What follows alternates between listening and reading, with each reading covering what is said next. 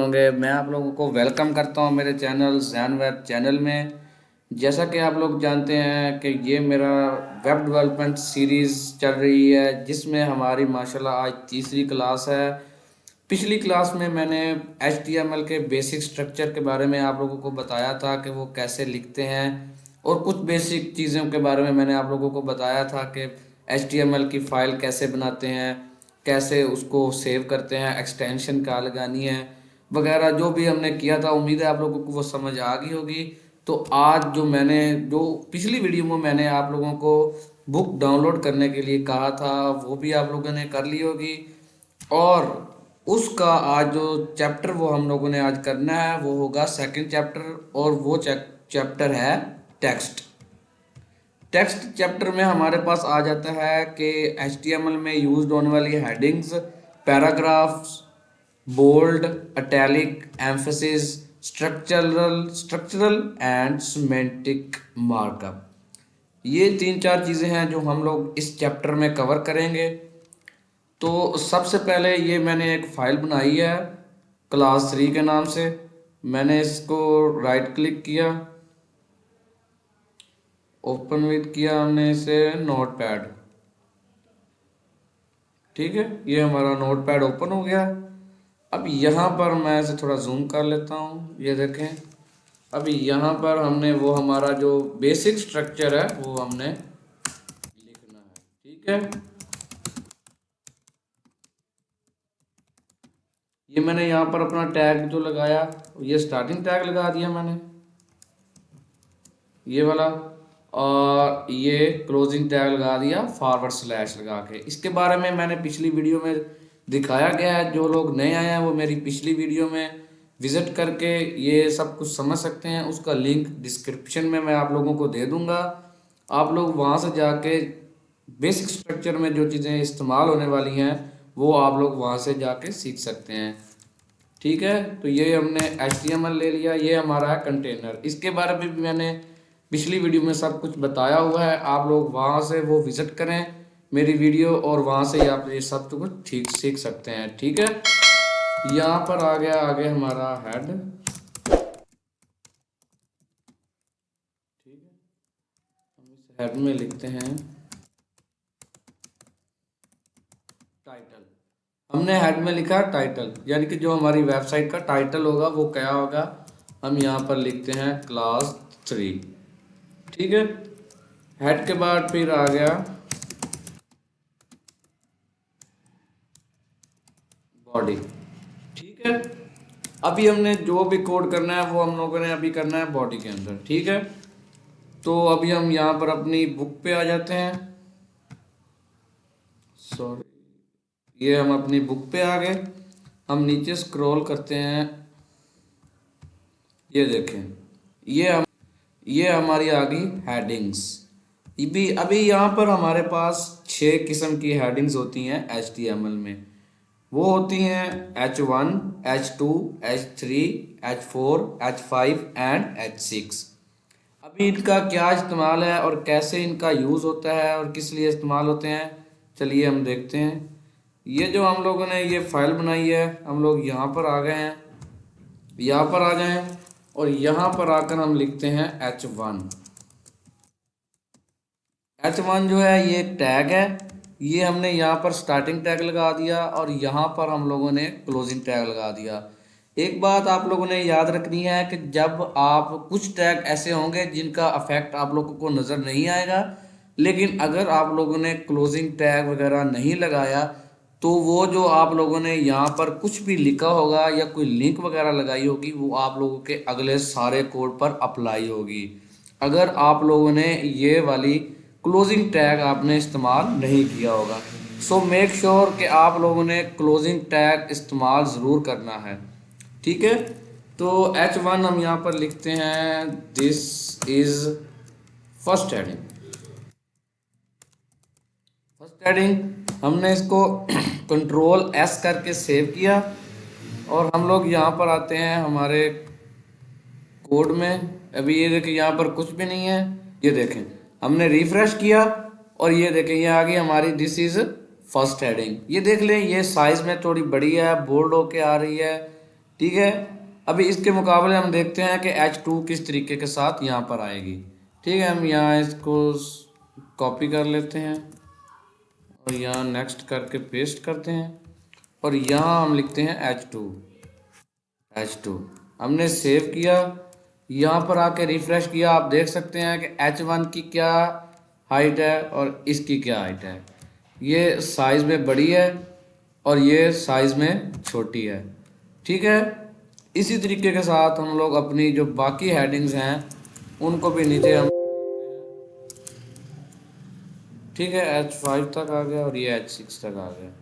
ठीक है, यहाँ पर हमने H3 लिखा, यहाँ पर हमने H3 क्लोज कर दिया, H4 लिखा, H4 हमने क्लोज कर दिया, यहाँ पर H5 आ गया, यहाँ पर भी H5, यहाँ H6 हमने लगाया और यहाँ पर भी हमने H6 लगा दिया। ये हमारी टोटल हेडिंग्स जो हैं H1 से लेकर H6 तक हमने यहाँ पर लिख ली हैं। हमने इसको सेव किया, अपनी फाइल में आए, ब्राउज़र में आए हम लोगों ने, और ये देखें, बूम,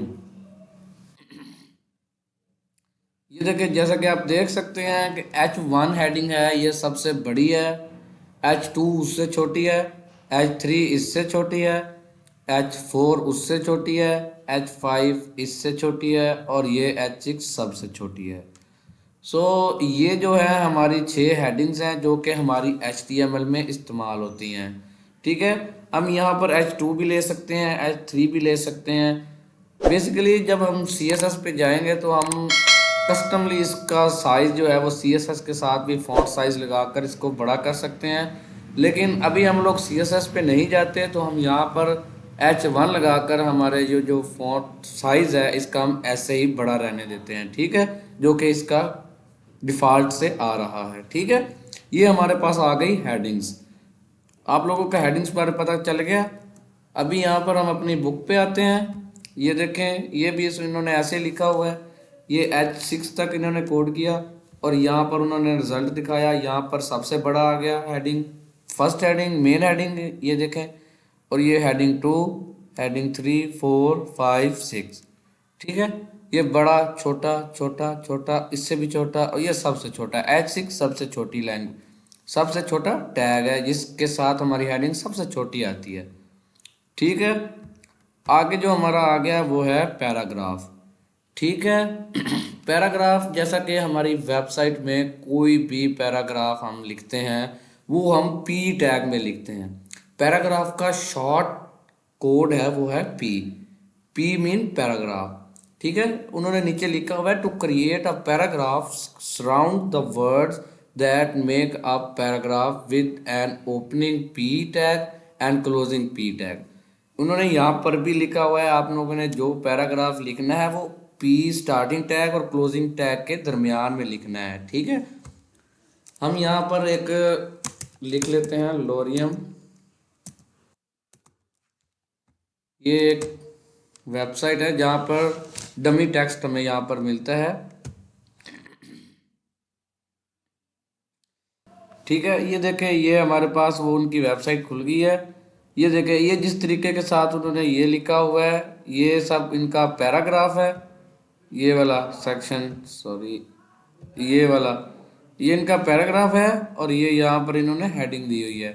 ठीक है, हम यहाँ पर जाएंगे और जनरेट लॉरियम इप्सम में करेंगे।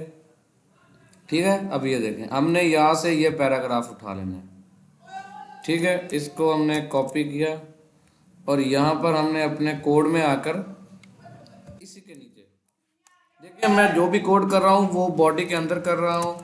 यहाँ पर मैंने P टैग स्टार्ट किया और यहीं पर मैंने P टैग क्लोज कर दिया इसको।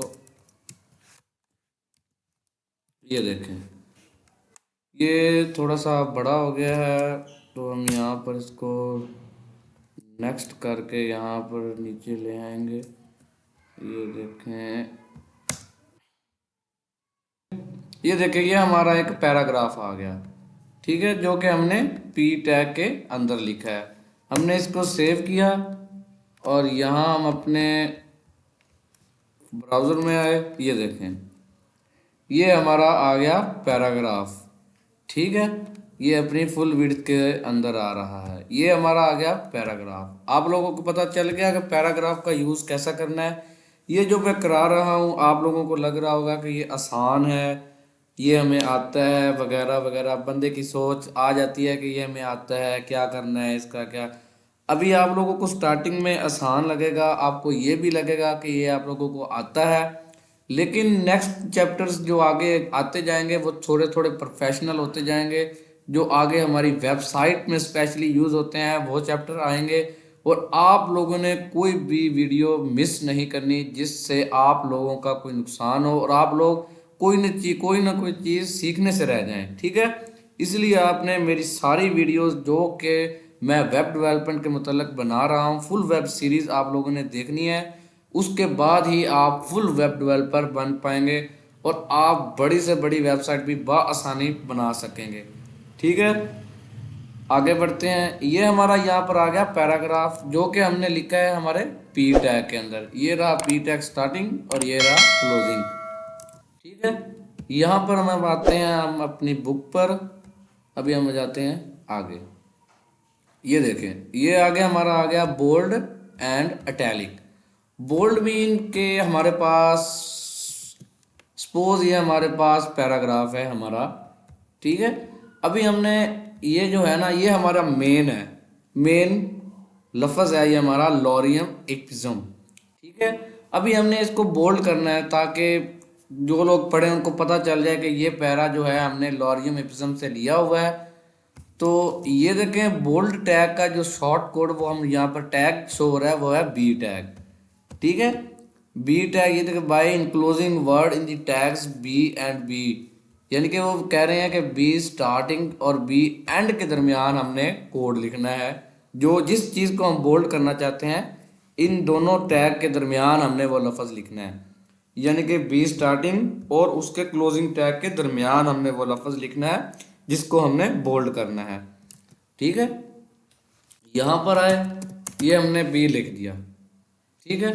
अभी हम यहाँ पर आते हैं और यहाँ पर हम आते के बी क्लोज कर दिया, ठीक है। अभी ये जो लफ्ज़ है, दो लफ्ज़ ये करेक्टर्स दो हैं, ये लोग ये भी बोल्ड हो जाएंगे, ठीक है।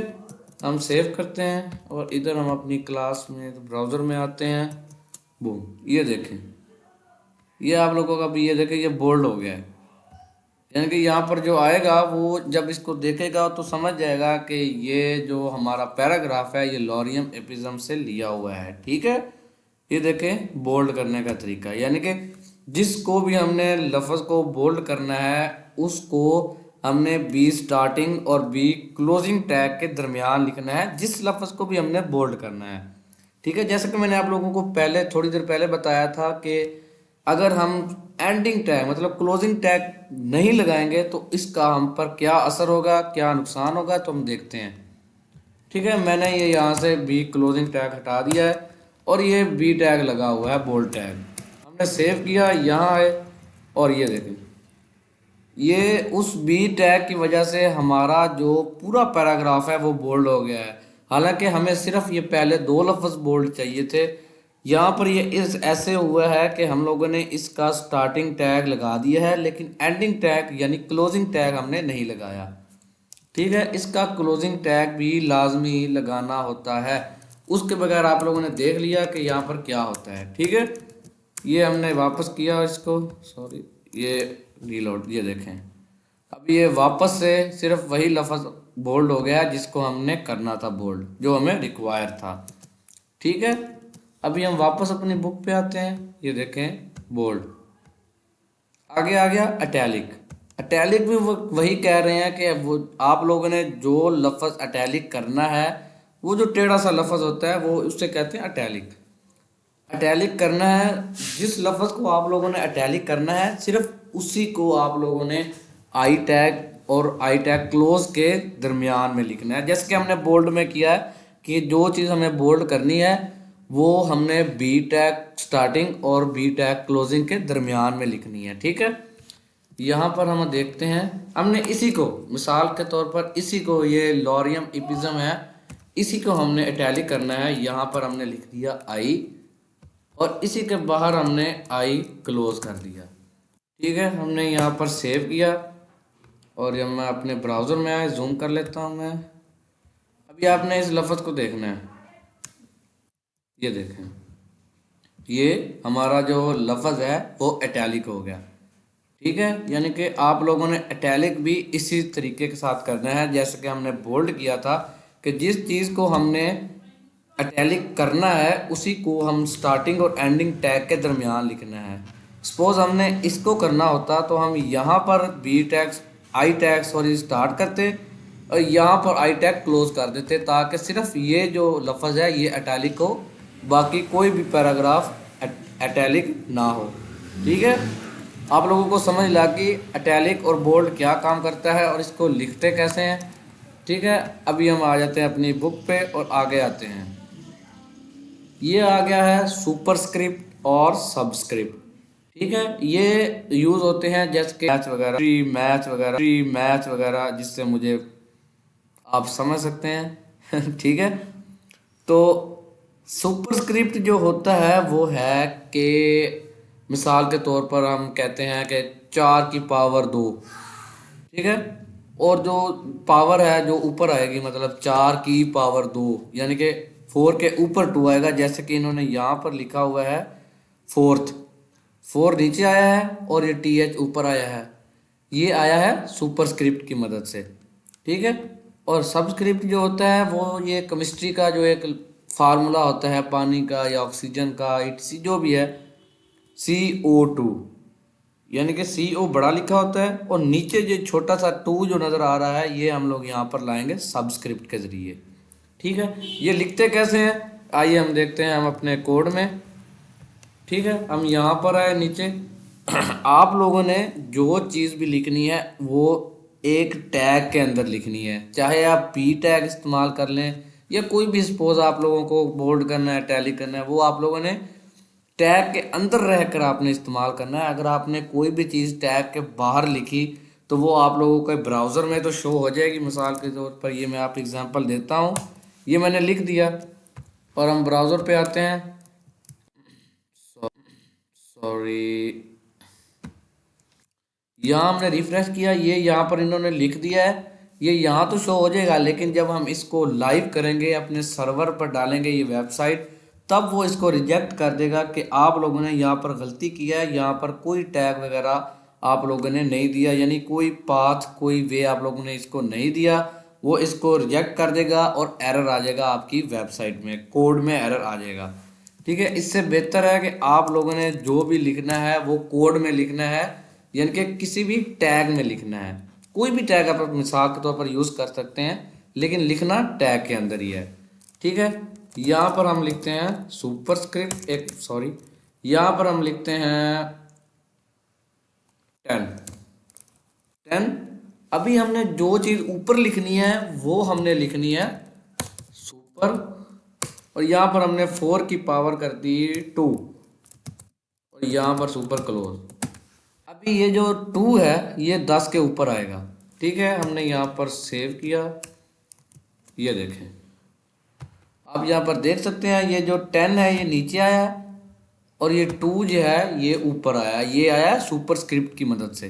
कई बार ऐसा रिक्वायरमेंट या फिर कोई और मतलब क्लाइंट की तरफ से कोई कहता है कि मुझे ऐसी वैल्यू चाहिए जो ऊपर आए और नीचे भी वैल्यू आए और ऊपर भी आए, तो आप इसकी मदद से सुपर स्क्रिप्ट की मदद से आप इस तरीके के साथ लिख सकते हैं। ठीक है, अभी ये कुछ ऐसे भी लिखा होता है, कई सवाल ऐसे होते हैं कि ये 2 ब्रैकेट्स यूज़ होती हैं, छोटी ब्रैकेट्स आमतौर पर इसे कहते हैं। ठीक है, यहाँ पर लिखा होता है x+y। ठीक है, हम इसे सेव करते हैं, ये देखें 10x+y। ठीक है, अभी आप लोगों को मैथ की फीलिंग थोड़ी बहुत आ रही होगी। ठीक है, मैं आप लोगों को वहाँ नहीं लेके चलता। ठीक है, हम आप लोगों को समझ लग गई कि सुपरस्क्रिप्ट कैसे यूज़ होता है। ठीक है, अभी हम आते हैं सबस्क्रिप्ट की तरफ। ठीक है, यहाँ पर अभी मैं आप लोगों को केमिस्ट्री का थोड़ा बहुत नॉलेज देने लगा हूँ। यहाँ पर जिन लोगों को नहीं पता केमिस्ट्री के बारे में कोई मसला नहीं है, आप लोग सिर्फ सबस्क्रिप्ट को समझें, केमिस्ट्री को छोड़ दें। ठीक है, यहाँ पर हम लिखते हैं किसका फार्मूला लिखे हम H2O, पता नहीं है किसका लेकिन H2O लिखते हैं। ठीक है, H हमने लिखा, अभी ये 2 है ये हमने नीचे लिखना है यहाँ पर हमने इस्तेमाल किया सब टू सब ओ, ठीक है।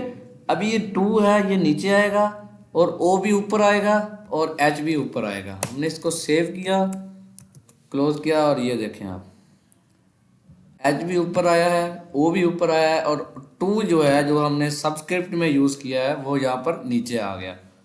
ठीक है, सुपरस्क्रिप्ट और सबस्क्रिप्ट का आप लोगों को पता चल गया। जो कि सुपरस्क्रिप्ट होती है वो पावर देने के लिए इस्तेमाल होती है, मतलब 10 की पावर 2 एज एक्सेट्रा वगैरह, कोई भी, मतलब कि आप लोग जो किसी टैग के ऊपर किसी अपने करैक्टर के ऊपर लिखना चाहते हैं यानी कि छोटे अल्फाज में, तो वो आप लोग सुपरस्क्रिप्ट की मदद से लिख सकते हैं।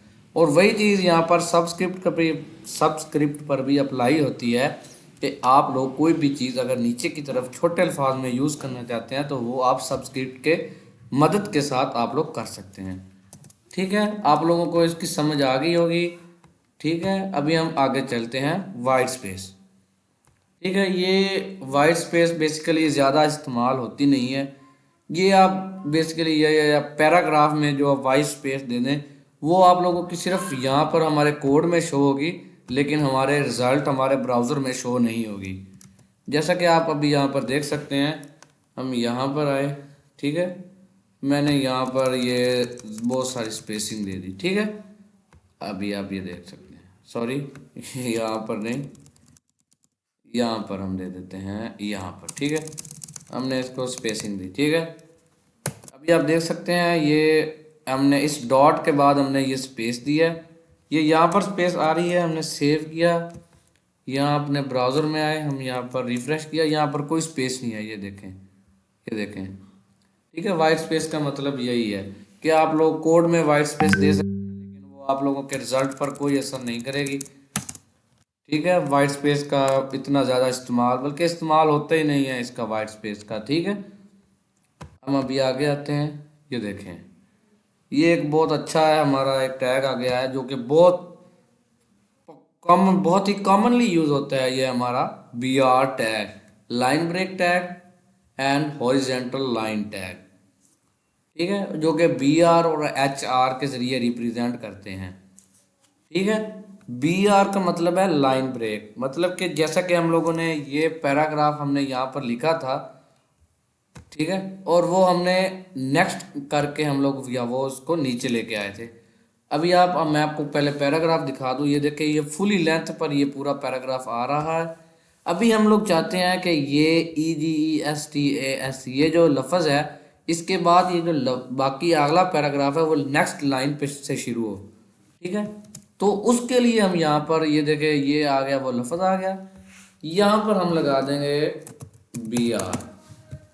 ठीक है, बी आर लगाया, हमने यहाँ पर सेव किया, क्लोज किया और ये देखें, ये आगे लाइन ख़त्म होगी, लाइन ब्रेक होगी, लाइन ब्रेक होने के बाद जो हमारा अगला पैराग्राफ था वो नीचे से शुरू हो गया। ठीक है, अभी हम ऐसे ही करते हैं, यहाँ पर यहाँ पर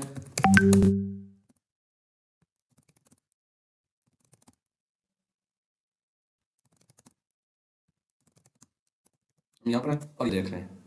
ठीक है, हमने इसको भी लाइन ब्रेक किया, इसको भी किया है, इसको भी किया है, इसको भी किया है, और यहाँ पर सब पर हमने बी आर टैग इस्तेमाल किया है कि ये इसकी लाइन ब्रेक हो जाए और अगली जो लाइन है या फुल पैराग्राफ अगला जो है वो नेक्स्ट लाइन से शुरू हो जाए। ठीक है, और आगे जो अब हमारा है वो है H R tag. H R tag mean के जो हमारे जो लाइन है उसके नीचे एक हॉरिजेंटल लाइन लग जाए। ठीक है, वो उसके लिए इस्तेमाल होती है। जैसा कि हम लोगों ने यहाँ पर आया पैराग्राफ, ये हमारा पैराग्राफ है, इसके नीचे हम यहाँ पर लिख देते हैं एच आर। हम यहाँ पर सेव करते हैं और सॉरी यहाँ पर आते हैं, ये देखो, ये हमारे पैराग्राफ के नीचे ये एक लाइन लग गई। ठीक है, ये इसको कहते हैं एच आर टैग, यानी कि हॉरिजेंटल लाइन। कहीं पर भी आप यहाँ पर बीच में भी लगा सकते हैं, तो मैंने सिर्फ इसको ये अलहदा करने के लिए यहाँ पर इसको अलहदा और इसको अलहदा नीचे बीच में लाइन लगा दी। ठीक है, ये एच आर के ज़रिए होती है। तो आप लोगों ने यहाँ पर कुछ गौर किया है कि मैंने बी आर टैग और एच आर टैग का क्लोजिंग टैग नहीं लगाया। ठीक है, ये बी आर और भी कुछ बेसिक से टैग हैं जिनका क्लोजिंग टैग नहीं है। बी आर का भी क्लोजिंग टैग नहीं है और एच आर का भी क्लोजिंग टैग नहीं है। ठीक है, अभी हम आ जाते हैं अपनी बुक पर। ठीक है, यहाँ पर आ गया हमारा स्ट्रॉन्ग एंड एम्फसिस।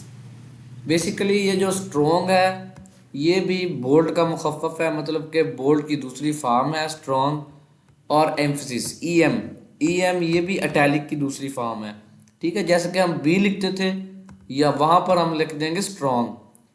बोल्ड की जगह स्ट्रॉन्ग काम करेगा, आई की जगह ईएम काम करेगा। ठीक है, अभी हम यहाँ पर आ गए हैं और ये देखें यहाँ पर उन्होंने हम लोगों ने बी लगाया है। अब मिसाल के तौर पर हम यहाँ पर इसको करते हैं स्ट्रॉन्ग। ठीक है, यहाँ पर हम लोगों ने स्ट्रॉन्ग जो टैग है हमने इसको कर दिया सॉरी क्लोज। हमने यहाँ पर ये लाइन लगानी फॉरवर्ड स्लैश।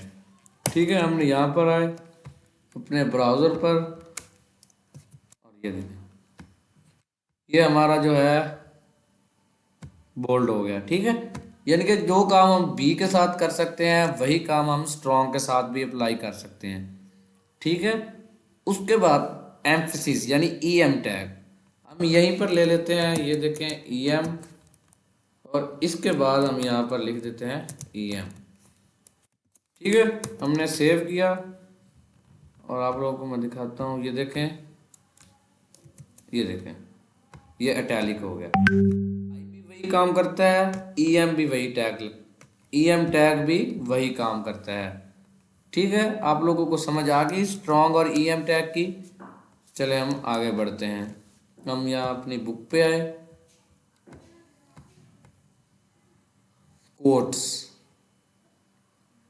ठीक है, ये कोट्स बेसिकली यूज़ होते हैं कि जब आप लोग कोई भी लाइन या कोई भी आप इंटायर पैराग्राफ जो है वो आप लोगों ने किसी और वेबसाइट किसी की वेबसाइट से उठाया है और आप चाहते हैं कि उसका कॉपीराइट आप पर इशू ना आए आपकी वेबसाइट पर, उस पैराग्राफ को हम उस लाइन को हम अपने पैराग्राफ में लिखकर इस ब्लॉक कोट के अंदर लिखेंगे और ब्लॉक कोट्स को हम उसकी साइट का जो है लिंक दे देंगे। ठीक है, यानी कि आप लोगों को मुझे पता है नहीं समझ आई, मैं दोबारा बताता हूँ कि ब्लॉक कोट्स यूज़ होता है कि अगर आपने कोई भी लाइन कोई भी टेक्स्ट कोई भी पैराग्राफ आप लोगों ने किसी और वेबसाइट से उठाया है, जैसे कि हमने ये जो पैराग्राफ है इस वेबसाइट से उठाया है, तो अगर हम इसको अपनी वेबसाइट में इस्तेमाल करते हैं तो वो हम पर कॉपीराइट इशू भी लगा सकते हैं कि इन्होंने हमारी वेबसाइट का टेक्स्ट उठाकर अपनी वेबसाइट में लगाया है।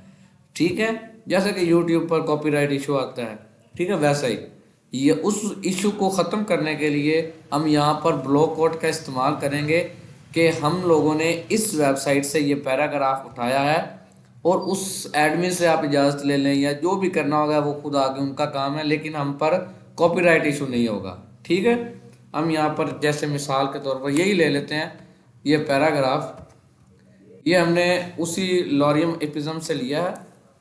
ठीक है, हम यहाँ पर आए, यहाँ पर हम लिखते हैं ब्लॉक कोट्स, यहाँ पर हमने स्टार्टिंग टैग लगाया, यहाँ पर हमने ब्लॉक कोट्स, यहाँ पर हमने एंडिंग टैग लगा दिया। ठीक है, हम यहाँ पर इसके स्पेलिंग चेक कर लेते हैं। यहाँ पर हम इसको कॉपी कर लेते हैं, सॉरी यहाँ पर कॉपी किया, यहाँ पर हमने इसको पेस्ट कर दिया। ठीक है, अभी यहाँ पर ये आ गया एट्रीब्यूट नेम। जैसा कि मैंने पिछली वीडियो में इसके बारे में समझाया है एट्रीब्यूट नेम और उसकी वैल्यू क्या होती है। ये हमने आ गया एट्रीब्यूट नेम, मतलब कि जो हम काम आगे देने वाले हैं ये उसका नाम आ गया, यानी कि हमने साइट या ये एट्रीब्यूट नेम है साइट। इट्स मीन कि हम लोग किसी भी साइट का यहाँ पर या उसका लिंक इस्तेमाल करेंगे या कुछ भी मिसाल के तौर पर हम ये इस्तेमाल करेंगे। यहाँ पर आ गए जो एट्रीब्यूट की वैल्यू है वो हमने इज इक्वल टू के बाद डबल कोट्स के अंदर हमने उसकी वैल्यू लिखनी है। ठीक है, हम यहाँ पर आए और ये हमने इसकी वेबसाइट ये रही, हमने इसकी यहाँ पर लिंक कॉपी किया और यहाँ आकर हमने इसको पेस्ट कर दिया।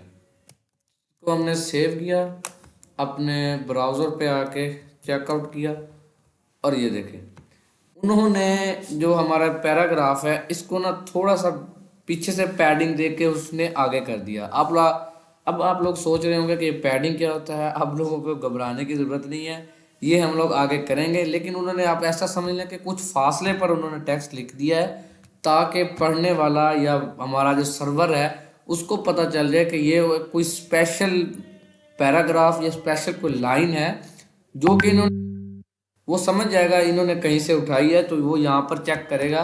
तो हम लोगों ने बाकायदा उस वेबसाइट का लिंक दिया हुआ होगा जहाँ से हमने उठाया है, तो वो कॉपीराइट का इशू नहीं करेगा। ठीक है, ये होता है ब्लॉक कोड का काम।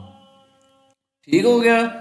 उसके बाद हम लोग यहाँ पर आ जाते हैं, अपनी बुक पे आ जाते हैं। बुक पे आ जाने के बाद यहाँ पर आ जाता है कोड्स। कोड्स मिसाल के तौर पर, एग्जाम्पल के तौर पर आप ये देख सकते हैं कि मैंने यहाँ पर ये कोड्स लगाए हैं, ये वाले। ठीक है, ये वाले। वैसे तो हम बेसिकली यहाँ पर भी हम ये इस्तेमाल करें तो वहाँ पर ये हमारा शो होगा। जैसे कि हम यहाँ पर आते हैं,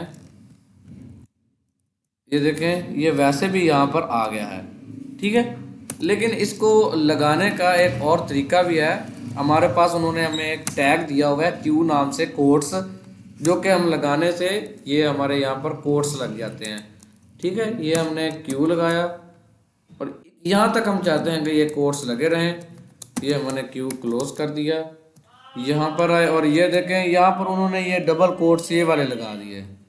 ये देखें ये कोमास। ठीक है, ये इन्होंने लगाए हैं क्यू की मदद से। यानी कि जैसा कि आप लोगों ने कई वेबसाइट्स में देखा होगा, कुछ हदीस वगैरह या कोई और स्पेशल, यानी कि कायदे आज़म इल्लामा इकबाल ने कुछ भी फरमाया, ये कहा उन्होंने, तो वो ये दो कोट्स हैं, इनके दरमियान में वो स्पेशल लाइन लिखी होती है। हम लोग भी जो हमारी स्पेशल लाइन है वो भी हम लोग इस कोट के ज़रिए हम यहाँ पर लिख सकते हैं। ठीक है, समझ आ लग गई आप लोगों को। अब हम आते हैं अपनी बुक पर।